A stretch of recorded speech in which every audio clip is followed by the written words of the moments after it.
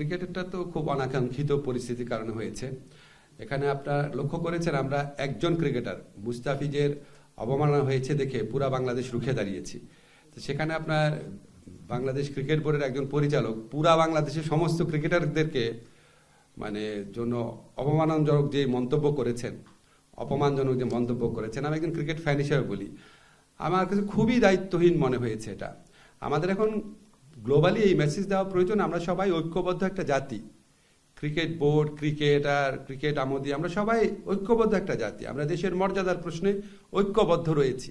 তো এরকম একটা সময় একটা দায়িত্বশীল পদে থেকে সমস্ত ক্রিকেটারদেরকে অপমান করে কথাবার্তা বলা, এটা এটা কিভাবে একজন মানে এটা কিভাবে সম্ভব হলো আমি বুঝতে পারছি না আর কি। খুব দুঃখজনক, খুবই দুঃখজনক।